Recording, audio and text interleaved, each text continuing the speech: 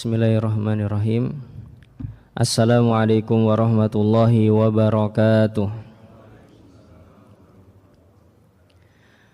Alhamdulillah wassalatu wassalamu ala Rasulillah wa ala alihi wa ashabihi wa man tabi'ahum bi ihsanin ila yaumil qiyamati, amma ba'd.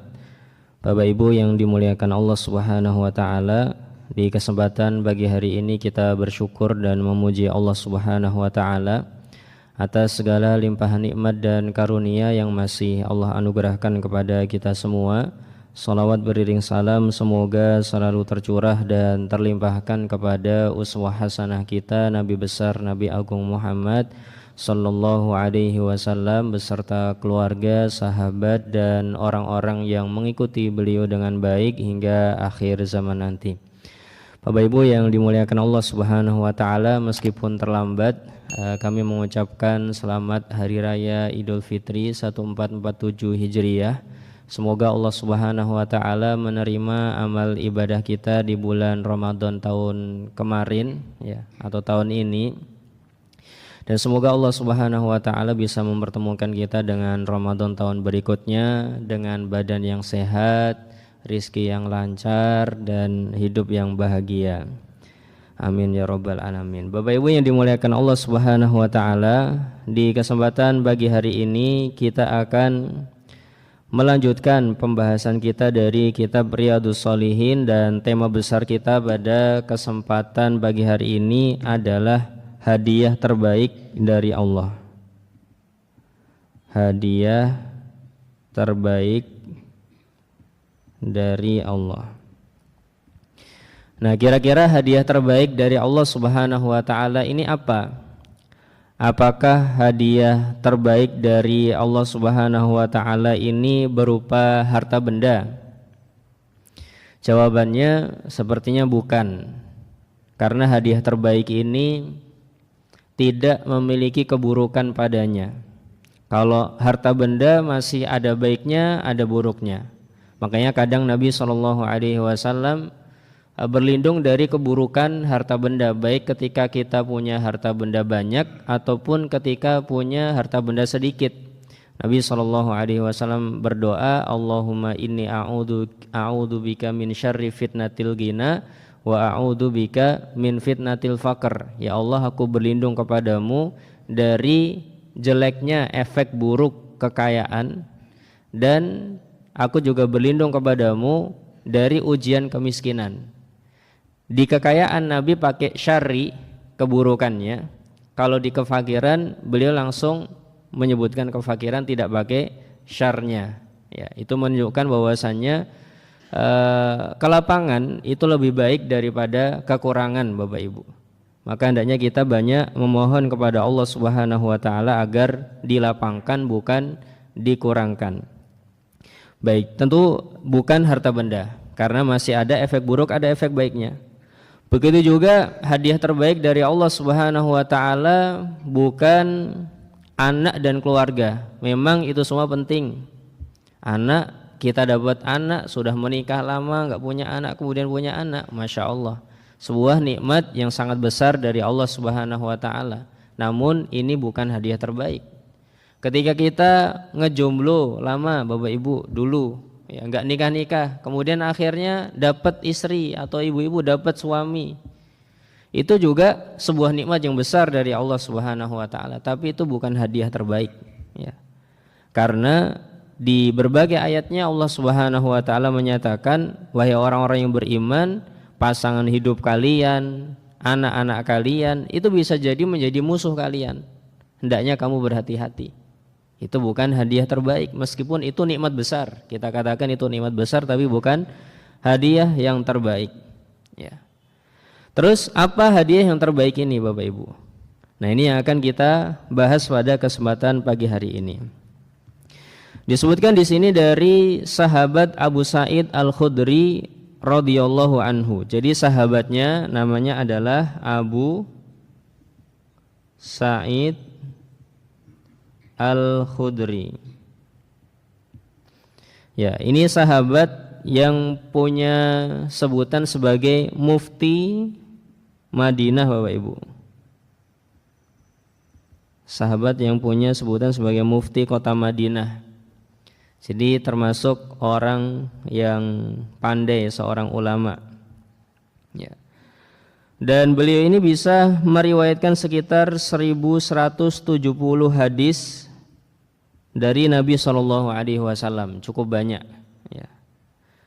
Kalau bapak-bapak, ibu-ibu ngaji, coba ditulis ilmunya, konsep dirinya, prinsipnya ada berapa.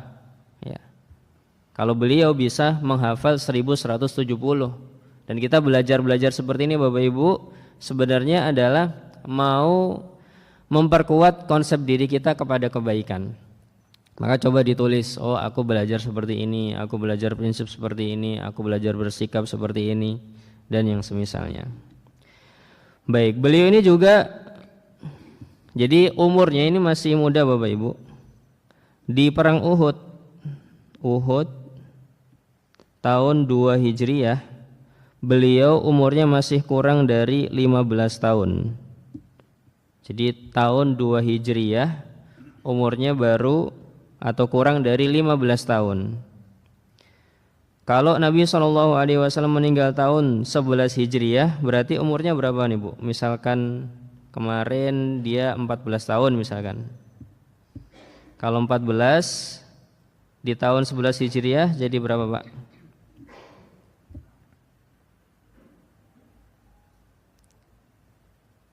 Nah, jadi berapa Pak? Jadi 23 tahun.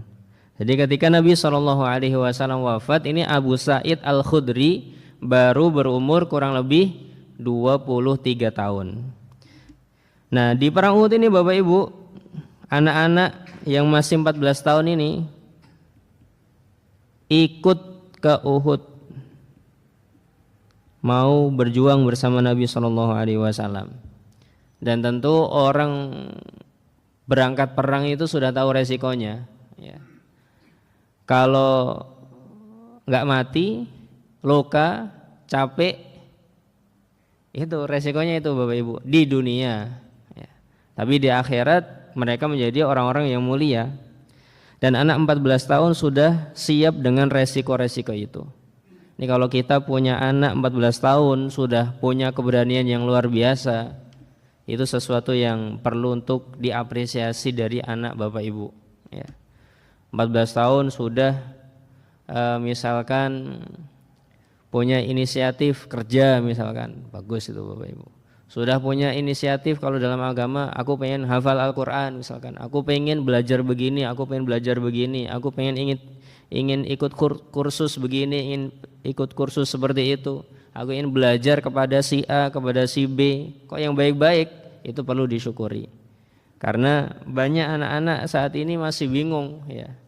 Umurnya sudah kuliah tapi masih bingung mau ngambil keputusan, belum berani. Ya. Baik. Ini namanya Abu Sa'id Al-Khudri radhiyallahu anhu. Nah, terus hadisnya seperti apa? Beliau mengatakan anna nasan minal ansori, beberapa orang kita gambarkan pakai simbol saja biar mudah diingat. Kalau beberapa berarti gambarnya berapa Pak? Ya, anggap aja 3 ya, biar kelihatan banyak beberapa. An-nanasan minal ansor, bisa jadi jumlahnya lebih ya. Beberapa orang dari kalangan Ansor sa'alu Rasulullah sallallahu alaihi wasallam, mereka meminta kepada Nabi sallallahu alaihi wasallam. Minta apa? Ya, uang nih Pak. Tulisannya misalkan biar tergambarkan 100.000 rupiah. Tapi ini hanya simbol saja, bisa jadi mintanya lebih banyak daripada itu. Meminta kepada Nabi sallallahu alaihi wasallam uang. Kira-kira apa yang dilakukan oleh Nabi sallallahu alaihi wasallam? Maka Nabi sallallahu alaihi wasallam memberi simbolnya apa Pak? Tangan ya. Cetok saja saya. Ya. Enggak bisa gambar tangan ya Pak. Diberikan sama Nabi sallallahu alaihi wasallam. Ya. Fa'atahum.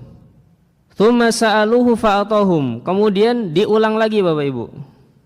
Ini yang kali pertama, ini yang kali kedua diulang lagi, minta lagi, ditambahinlah Nabi, ditambahinlah ya. Hatta nafida ma indahu, sampai saldo rekeningnya, kalau bahasa kita nol ya. Sampai saldo rekeningnya nol. Hatta nafida ma indahu, sampai habis uang yang dimiliki oleh beliau. Faqala lahum hina anfaqa kulla syai'in biyadihi. Ketika Nabi SAW sudah memberikan semua yang beliau miliki sampai saldo rekening beliau nol. Ini bahasa kiasan lagi ya Bapak Ibu. Kalau sekarang kan kita bahasanya transfer. Kalau beliau dulu dikasih dari uang di rumah, dikasih ya, sampai nol. Ketika sudah nol, sudah nggak ada yang bisa dikasih lagi ya, maka beliau mengatakan, ma yakunu indi min khairin falan addakhirahu ankum. Coba saya tulis ini. Ma yakun indi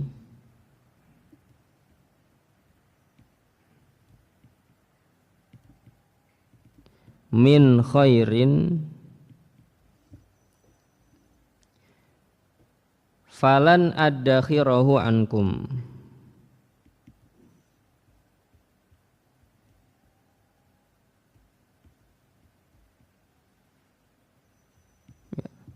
Apa artinya? Ma yakun indi min khairin,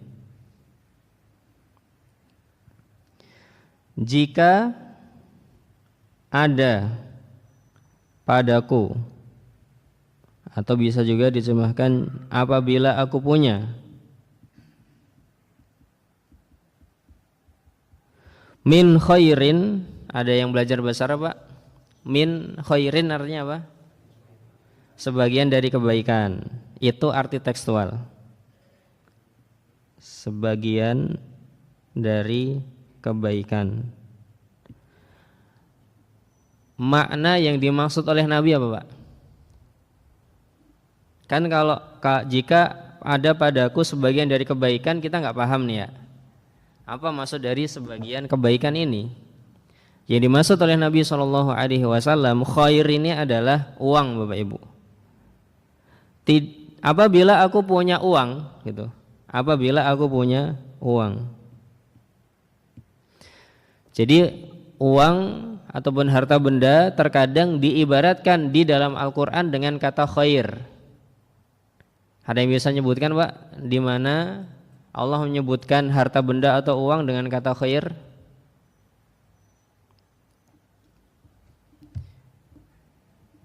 Surat apa itu ya? Surat Juz 30, surat-surat pendek itu ada tuh Pak.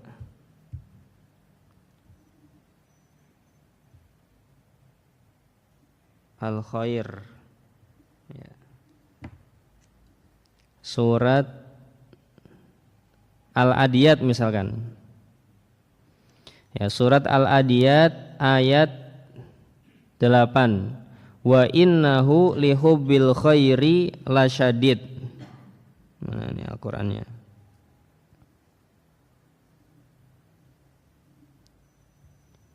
Lihubbil khairi lasyadid.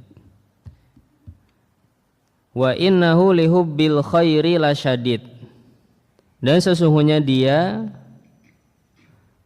sangat mencintai kebaikan.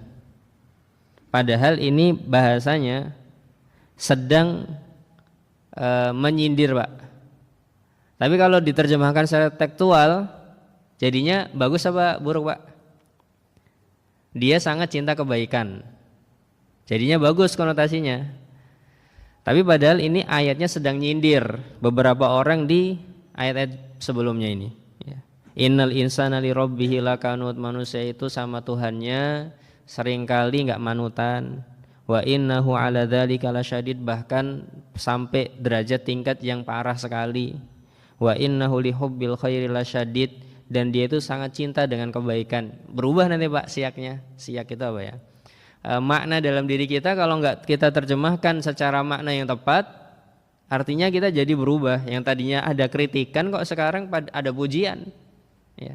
Maka al khair di sini maksudnya adalah harta benda. Dia itu sama harta benda sangat senang sekali. Kritikannya masih jalan tuh Pak. Ya. Jadi saat kita membaca Al-Quran, usahakan untuk memahami maknanya, bukan arti tekstualnya. Karena ini lebih penting daripada arti tekstual. Dan seringkali yang membuat problem itu adalah kita belajar Al-Quran ataupun membaca arti Al-Quran cuman terjemahannya saja. Makanya nanti malah susah dipahami. Kayak di sini dipahami agak susah. Ya. Gitu. Baik, jadi al-khair itu digunakan untuk nyebut harta benda di dalam Al-Quran. Seringkali. Ya. Bahkan harta benda seringkali diibaratkan dengan al-khair di dalam Al-Quran. Baik, makanya beliau mengatakan tidak ada satu, kalau aku punya dari kebaikan, maksudnya kalau aku punya uang, kalau aku punya harta benda, ya, falan addakhirahu ankum, enggak akan aku sembunyi-sembunyikan, tidak akan aku sembunyi-sembunyikan. Ya. Gak mungkin aku sembunyi-sembunyikan. Wa man yasta'fif yu'ifahullah. Kemudian Nabi SAW mengatakan, barang siapa berusaha untuk berlatih i'faf, maka pasti akan Allah mampukan.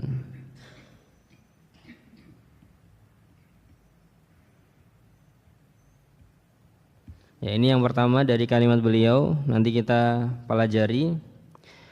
Wa man yastagni yughnihillah, barang siapa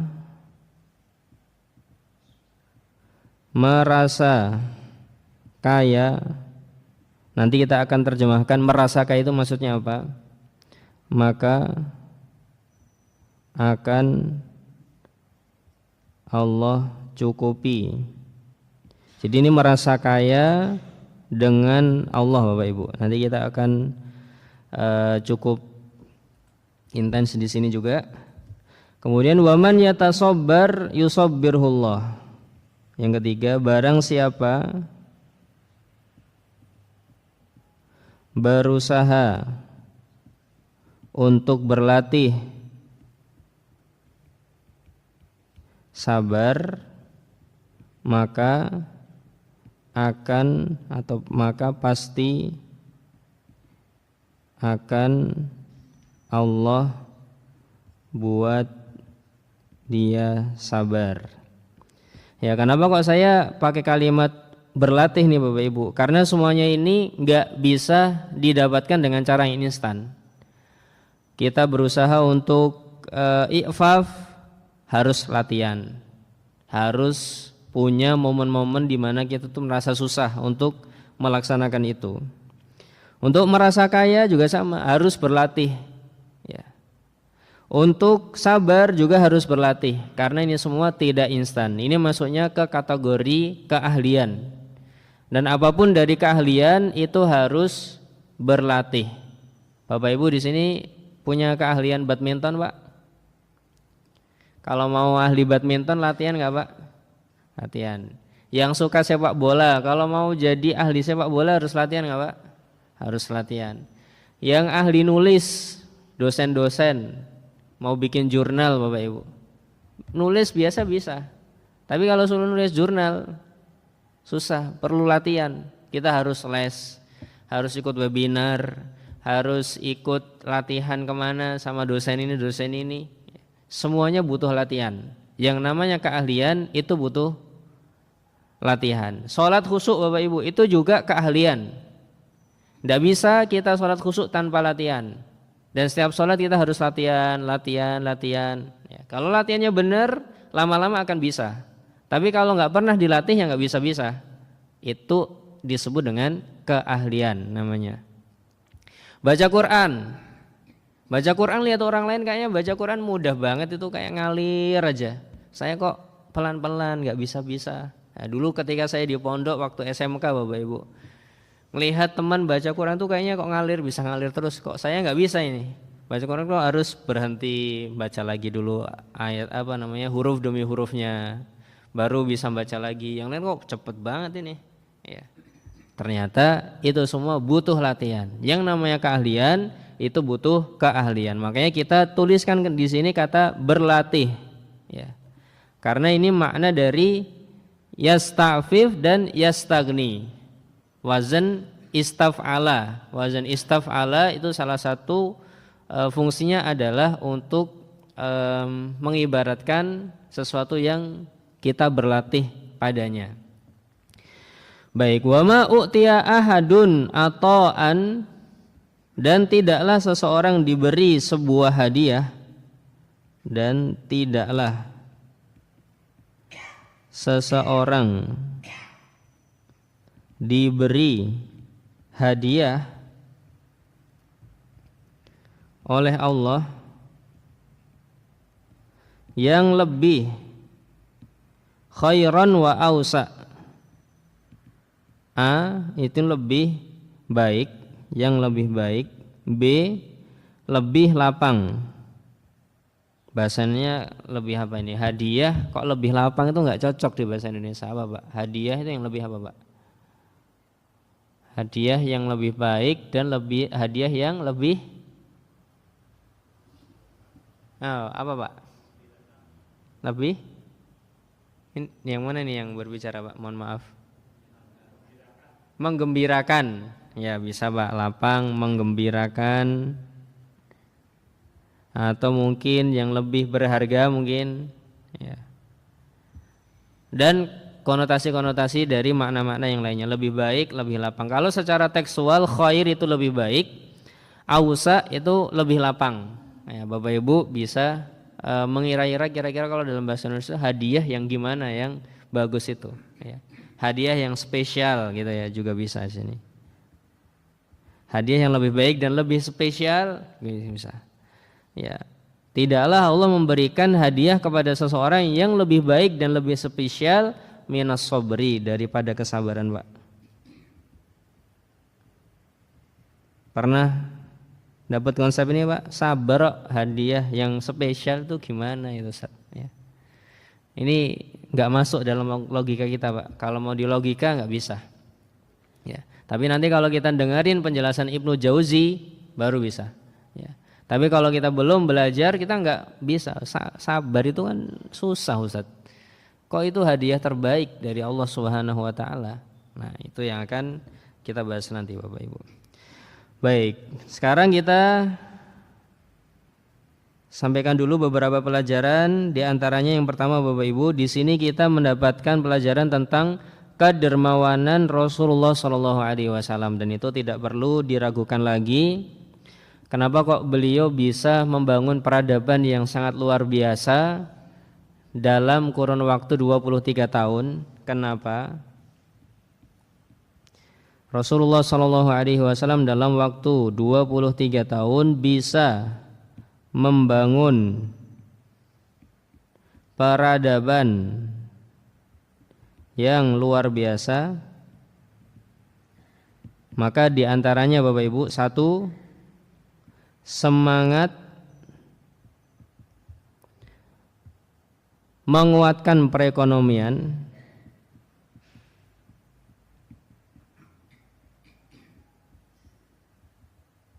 Yang kedua, semangat menghabiskan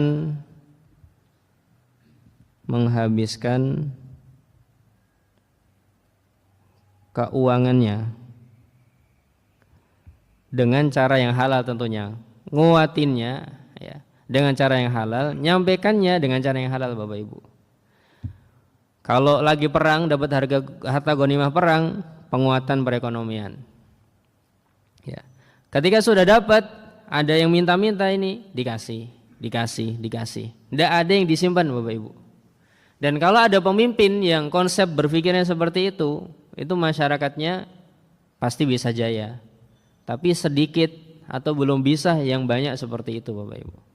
Tapi kalau beneran ada orang yang bisa seperti itu, pinter golek duit Bapak Ibu. Kalau dalam bahasa Inggrisnya itu pinter make money ya. Dia bisa meng-create money itu seperti apa ya, meningkatkan perekonomian seperti apa. Kemudian dia juga menyalurkannya banyak sama masyarakat di sekitarnya.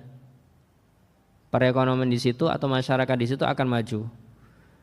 Agamanya masyarakatnya pun juga akan maju. Ya. Karena seringkali ini berbanding lurus dengan keadaan finansial mereka. Terkadang seperti itu.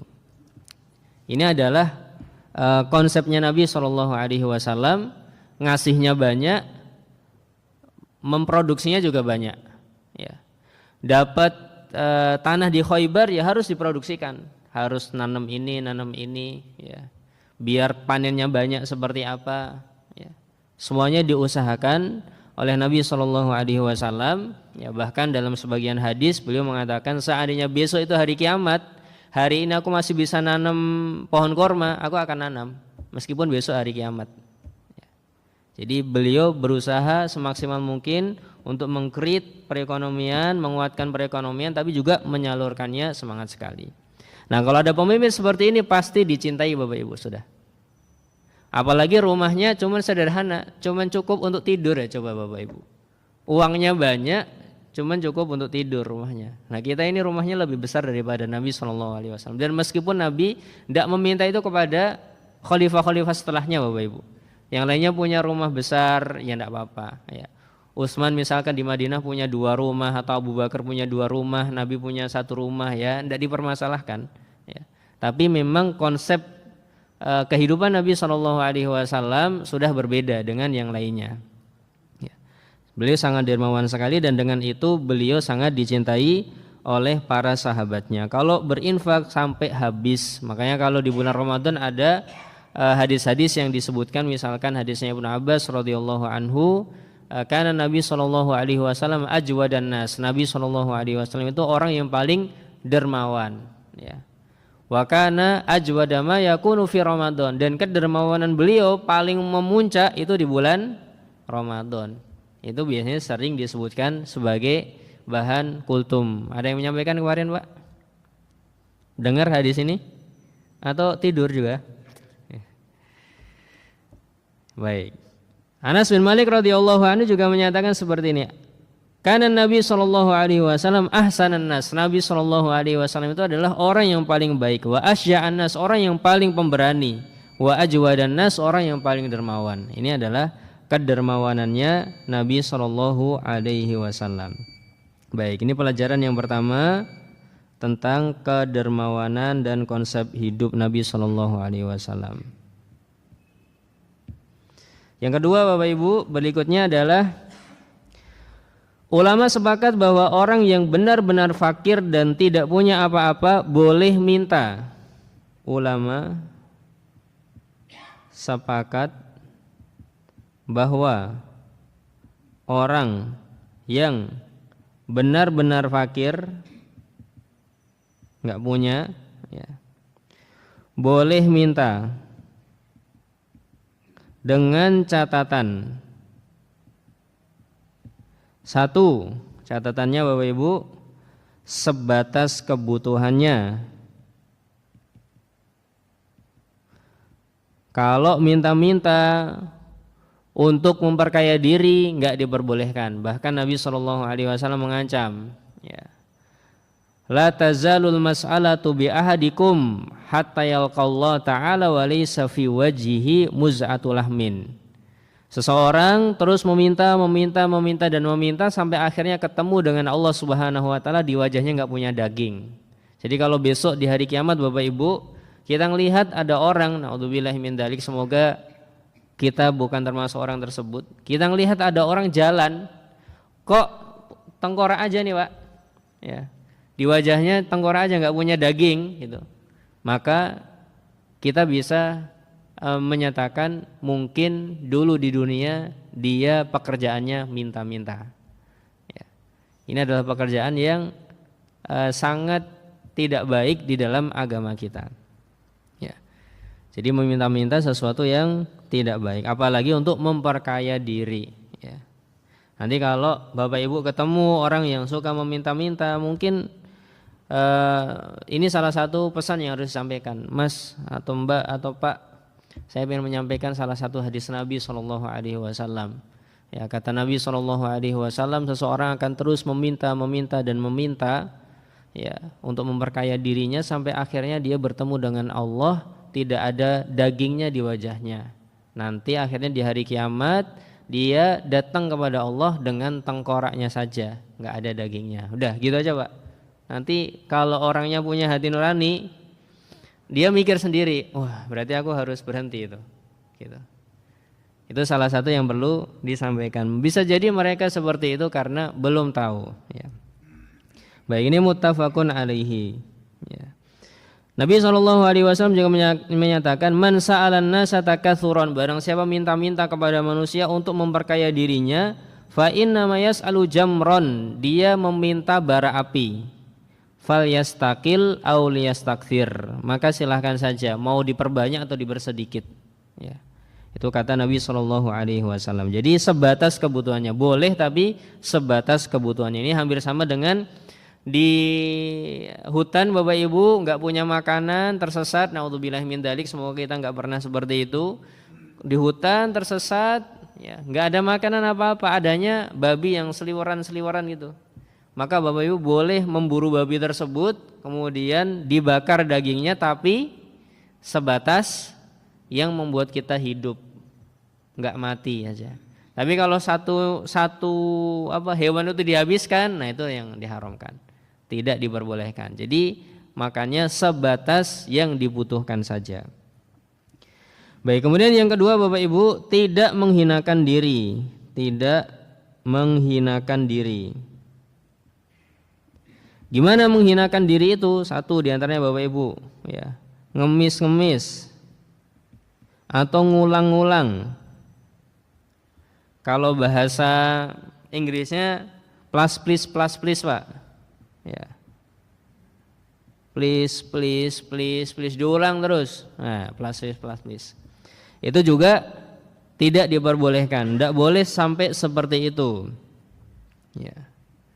Jadi dia harus berusaha untuk menjaga kehormatan dirinya. Yang ketiga, tidak mengganggu orang yang diminta. Tidak mengganggu orang yang diminta. Ya. Baik, ini beberapa catatan yang diberikan oleh para ulama ketika membahas tentang bolehnya seseorang meminta kepada orang lain sesuai dengan kebutuhan apabila memang dia sudah sangat fakir, udah bingung, nggak bisa untuk mendapatkan pekerjaan ataupun untuk sekedar makan. Tapi kalau dia berusaha untuk tetap bersabar Bapak Ibu, maka dia adalah orang yang hebat. Baik, kemudian berikutnya Bapak Ibu, yang ketiga pelajarannya adalah Nabi SAW memberikan nasihat di waktu yang tepat. Memberikan nasihat di waktu yang tepat. Kapan nih Pak? Kalau di hadis ini kapan nasihatnya yang mana? Nasihatnya yang terakhir tadi ya, barang siapa menjaga kehormatan dirinya, Allah akan buat dia terhormat. Barang siapa merasa kaya, Allah akan kayakan dia. Barang siapa bersabar, Allah akan sabarkan dia. Dan Allah tidak memberi hadiah yang lebih baik dan lebih spesial kepada seseorang daripada kesabaran. Itu nasihatnya Bapak Ibu. Disampaikannya kapan? Pas uangnya Nabi SAW sudah habis. Coba nasihat ini disampaikan sebelum Nabi ngasih-ngasih Pak. Apa komentar orang? Bilang aja nggak mau ngasih. Itu komentar orang Pak. Ya. Kita kok nasihatin dulu, baru ngasih, dia pesannya adalah dia nggak mau ngasih. Sama Nabi SAW kalau sampai ngasih nasihat dulu, kesan itu pasti ada. Bilang aja nggak mau ngasih. Ya. Bilang aja pelit misalkan, itu akan muncul kesan itu. Tapi kalau Nabi SAW sudah menyatakan tidak ada satupun harta benda yang ada pada diriku kemudian tak simpan-simpan, ya, sekarang uangnya sudah habis, Sekarang aku mau menyampaikan sebuah pesan. Tidak ada suudon kayak gitu Bapak Ibu. Karena memang uangnya sudah habis dan Nabi sudah mengkomunikasikan. Itu pentingnya mengkomunikasikan Bapak Ibu. Ya. Nabi SAW tadi mengatakan kalau ada uang nggak akan aku simpan-simpan. Itu harus disampaikan Bapak Ibu. Ya. Harus disampaikan. Beliau nggak langsung ngasih nasihat. Barang siapa bersabar, Allah akan kasih kesabaran. Barang siapa menjaga kehormatan diri, akan diberikan kehormatan diri. Barang siapa merasa kaya dengan Allah Subhanahu wa taala, Allah akan kayakan. Enggak langsung ke situ Bapak Ibu, tapi kalimat depannya adalah tidaklah aku punya uang kemudian aku simpan-simpan, tidak akan. Disampaikan oleh Nabi SAW untuk menghilangkan prasangka-prasangka yang tidak-tidak. Ini adalah keilmuan Nabi SAW untuk menyusun kalimat demi kalimat mana yang harus disampaikan. Ya. Jadi ini ahli komunikasi. Baik, jadi sudah dikomunikasikan, beliau ahli komunikasi. Yang kedua, beliau memberikan nasihat di waktu yang tepat. Kemudian Bapak Ibu yang dimuliakan Allah Subhanahu wa taala, yang keempat adalah pentingnya istighfar, ya, pentingnya istighfar. Nah, apa itu istighfar? Istighfar itu adalah menjaga kehormatan diri, tidak minta-minta. Ya. Menjaga kehormatan diri dan tidak minta-minta. Itu namanya istighfar. Ya. Dan ini harus terus dikuatkan dalam diri kita Bapak Ibu. Harus dikuatkan pada diri kita untuk menjaga kehormatan diri dan tidak meminta-minta kepada orang lain dalam masalah harta benda. Kenapa kok kita tidak meminta-minta? Jawabannya adalah karena kalau minta-minta maka kehormatan diri akan jatuh Bapak Ibu. Jadi seseorang yang suka meminta-minta, kehormatan dirinya akan jatuh di mata siapa? Di mata manusia plus di mata Allah Subhanahu wa taala. Baik, dan pentingnya kita untuk mencukupkan dengan Allah Subhanahu wa taala. Wa man yasta'fif itu istighfaf, wa man yastaghni itu merasa kaya atau merasa cukup. Pentingnya merasa kaya dan merasa cukup dengan pemberian Allah Subhanahu wa taala. Kita berdagang dapat disyukuri, ya. Kita menjual jasa kita dapat cukup, alhamdulillah disyukuri. Kita bekerja di kantor dapat cukup disyukuri, ya. Kalau mau di upgrading ataupun diperbanyak, di scale up, ya boleh-boleh saja, tidak ada masalah. Tapi yang penting jangan minta-minta sama orang, ya. Jangan meminta-minta kepada orang lain. Kenapa orang yang merasa cukup dengan Allah Subhanahu wa taala dicukupi? Ya, ini sebuah analogi yang bagus Bapak Ibu. Misalkan ini ada orang si A. Ini sedang kondisinya susah. Punya uang tinggal 5.000 rupiah. Tinggal 5.000 rupiah. Kemudian ada dua kondisi. Kondisi pertama, kita tahu bahwa dia tidak minta-minta sama siapa-siapa, tidak minta-minta kepada siapapun, dan hanya kita yang tahu. Apa yang akan kita lakukan, Pak? Uang hari itu punya uang 5.000 rupiah, tidak ngerti, dia nggak bisa kerja, punya istri, ya, anaknya 3. Nah, apa yang akan Bapak Ibu lakukan? Apa Pak? Nggak ada yang akan dilakukan Bapak-bapak ini? Nah, apa Pak? Apa yang akan dilakukan Pak? Dimusyawarahkan, ya. Atau kita punya nasi, punya lauk, dikirim Pak? Bisa juga ya. Itu kalau yang tahu hanya kita. Kita tahu dia sedang susah, ya, tetap ke masjid sholat, ya. Dia cuma punya uang 5.000 dan dia pun nggak cerita sama kita. Kita cuma lihat aja, atau kita lihat dari keadaannya cuma seperti itu. Kita yang tahu Bapak Ibu pengen bantu. Tapi sekarang kalau kita tahu dia sudah minta bantuan sama 10 orang, sudah minta bantuan sama 10 orang, apa yang kita lakukan Pak? Apa Pak? Masih pengen bantu Pak? Kita sudah gak pengen bantu Pak. Kenapa? Karena dia sudah minta bantuan sama 10 orang. Pikiran kita, ya kalaupun 20% yang bantu, ya sudah cukuplah 2 orang yang bantu. Nah Bapak Ibu yang dimuliakan Allah Subhanahu wa ta'ala, kalau ada orang tidak minta bantuan masalah perekonomiannya, finansialnya kepada siapapun, dan hanya Allah Subhanahu wa ta'ala yang tahu, dia hanya mengadukan kepada Allah Subhanahu wa ta'ala, maka Allah itu matsalul a'la, lebih daripada manusia-manusia ini tadi. Allah yang akan bantu turun tangan Pak, kalau kita nggak minta sama siapapun. Nah cuman masalahnya ada 2 kondisi Pak. Jadi ada 3 kondisi psikologis manusia. Kondisi pertama adalah minta-minta. Ini sudah jelas, kita paham semua. Kondisi yang kedua adalah hanya mencukupkan dengan Allah.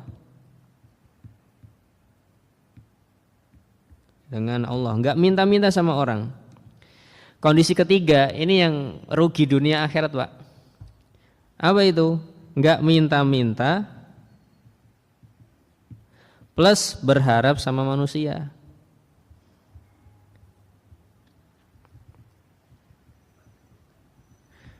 Sudah enggak minta, berharapnya sama manusia.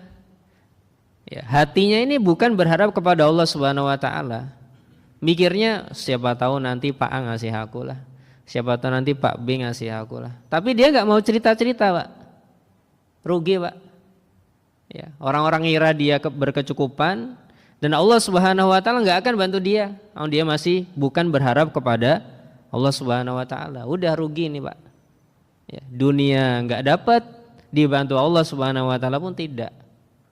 Maka Bapak Ibu, kalau seseorang pengen dibantu sama Allah Subhanahu wa ta'ala, harus milih psikologis yang kedua. Kalau enggak minta sama manusia, harus mintanya kepada Allah Subhanahu wa ta'ala.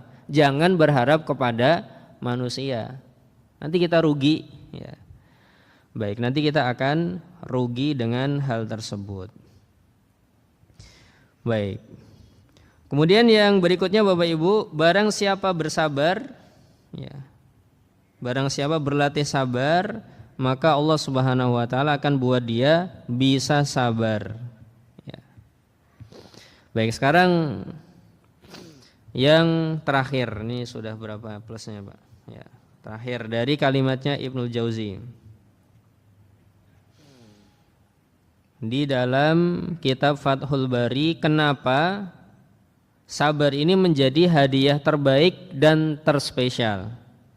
Kenapa sabar menjadi hadiah terbaik dan terspesial? Ya. Beliau mengatakan, lama kana ta'affuf yaqtadi sitrul hali anil khalqi wa idharil ghina anhum. Ya. Ketika orang yang sedang tidak minta-minta, jadi at-ta'affuf, menjaga diri itu Bapak Ibu. Doanya apa kalau kita pengen dimudahkan Allah untuk menjaga diri Pak? Allahumma ini as'aluka apa Pak?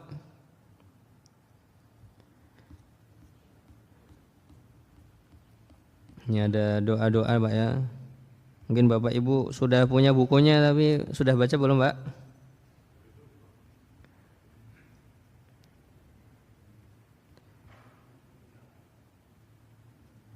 Ini Pak. Doanya Allahumma ini as'alukal huda wa tuqa wal afafa wal ghina.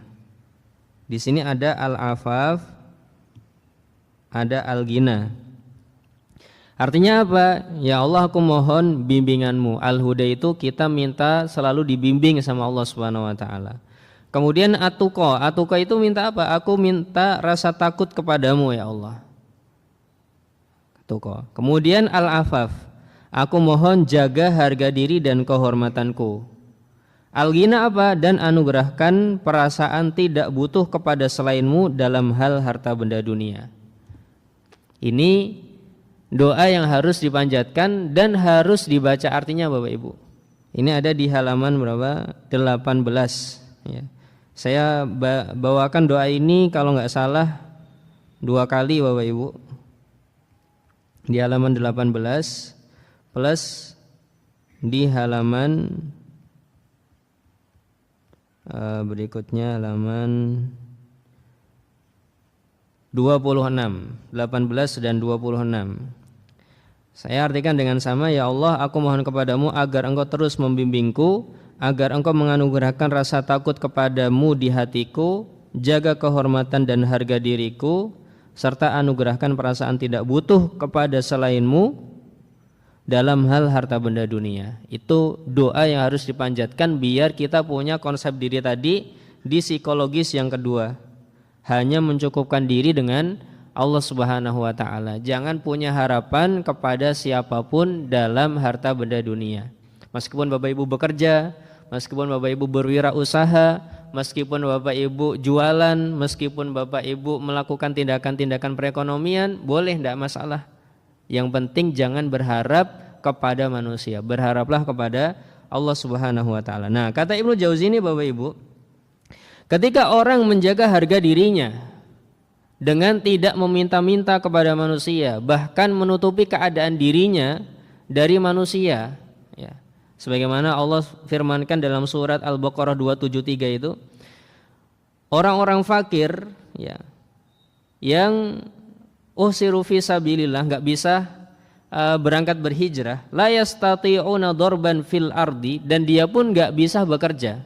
Jadi salah satu istilah juga bekerja itu ad-darbu fil ardi, ya. Memukul di bumi, maksudnya adalah bekerja Bapak Ibu. Nanti kalau ketemu ayat ini di surat Al-Mulk, tabarakalladzi biyadihil mulk, artinya fasiru fil ardi, gimana ayatnya? Misalkan atau yang fasiru fil mirrizqillahi, surat Al-Mulk.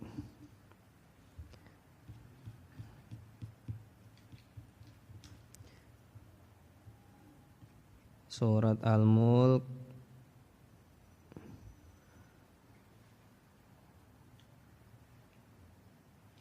ya. Huwallazi ja'ala lakumul arda dalulan famshu fi manakibiha wa kulu mir rizqihi. Oh, ini bukan ad-darb tapi famshu fi manakibiha ini Bapak Ibu ya. Famshu fi manakibiha wa kulu mir rizqihi. Artinya disuruh bekerja, berjalan di muka bumi untuk bekerja. Salah satu juga ad-darb fil ardi, itu juga bekerja. Ya. Jadi ada orang-orang nggak bisa berhijrah gara-gara dia nggak punya kemampuan, nggak bisa bekerja. Yahsabuhumul jahilu agniya, orang-orang yang tidak tahu kondisi mereka menyangka mereka ini orang-orang yang kaya. Minat ta'affuf, gara-gara dia menjaga ifah, nggak minta-minta. Ya. Surat Al-Baqarah 273. Nanti Bapak Ibu tolong sampai rumah, ya. Surat Al-Baqarah surat kedua ayat 273. Ya, dibaca berulang, ya, sampai bisa memahami konsep ini. Dia enggak minta-minta, ya, sehingga orang-orang menyangka dia kaya. Jadi kata Ibnu Jauzi, ketika orang menjaga diri tidak meminta-minta, artinya dia menutupi keadaannya dari para makhluk, wa idharul ghina anhum, dan merasa cukup dan menunjukkan kekayaan dari mereka. Artinya gara-gara gak minta, orang-orang menyangka kita kaya. Fayakunu sahibuhu mu'amilan lillahi fil batin, sehingga secara batin dia sedang bermuamalah dengan Allah Subhanahu wa taala. Apa maksud dari bermuamalah ini ya? Secara batin saya tulis, secara batin dia sedang bertransaksi dengan Allah. Jadi orang-orang yang tidak minta-minta tadi Bapak Ibu sedang bertransaksi dengan Allah secara batinnya. Apa efek dari transaksi ini? Allah akan bantu. Tapi kalau ini nggak ada, masih berharapnya sama manusia, ya belum Allah bantu. Gitu maksudnya. Dia sedang bertransaksi secara batin dengan Allah Subhanahu wa taala, fayakunu lahur ribhu ala qadri sidqi fidzalika. Dan keuntungannya, maksudnya bantuan Allah Subhanahu wa taala sesuai kadar kejujuran niatnya. Akhirnya bantuan Allah akan sesuai kadar kejujurannya. Semakin dia jujurnya tingkat tinggi, Allah akan semakin bantu. Semakin jujurnya tingkat rendah, bantuan Allah juga semakin rendah. Ini kata Ibnul Jauzi. Kemudian wa inna maju ila sabru khairal ata, dan sabar menjadi hadiah terbaik dan terspesial. Jawabannya adalah karena dengan sabar, ya saya ibaratkan saja, ini sudah plus banyak banget nih Pak. Saya ibaratkan dengan bahasa Bapak Ibu minum jamu pahit. Jamu terpahit Bapak Ibu apa? Brotowali ya Pak. Misalkan Brotowali Pak. Kalau Bapak Ibu minum jamu yang pahit kayak gitu, mikirnya rasa saat ini, mau nggak Pak? Mau nggak Pak? Jamu pahit banget, minum. Yang dipikirkan cuma pahitnya, nggak akan mau. Tapi kalau mikirnya manfaat setelah minum itu, mau Pak? Mau. Sama dengan sabar ini. Sabar kalau dipikir-pikir, saat ini kalau kita melakukannya berat, panas, susah, tapi efeknya nanti itu akan baik dan bagus. Jadi kalau dipikir secara saat ini itu susah, kalau dipikir nanti itu baik. Dan kalau kita nggak sabar, saat ini kita enak, tapi nanti setelahnya kita akan susah, kita akan kecewa, kita akan merasa kayaknya nggak bener nih jalanku, begitu. Itu kenapa kok sabar menjadi hadiah terbaik. Bisa dipahami Pak? Ya.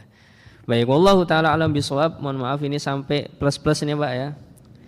Materinya cukup panjang pada kesempatan pagi hari ini. Semoga Allah Subhanahu wa taala memberikan keberkahan pada ilmu-ilmu yang kita sampaikan pada kesempatan pagi hari ini, terutama untuk diri saya pribadi, dan semoga untuk Bapak Ibu hadirin pada kesempatan pagi hari ini semoga menjadi ilmu bermanfaat, dan semoga kita merasa mendapatkan hadiah terbaik dan terspesial dari Allah Subhanahu wa taala dengan kesabaran, tidak meminta-minta kepada manusia, dan hanya selalu berharap kepada Allah Subhanahu wa taala dalam kehidupan sehari-hari kita.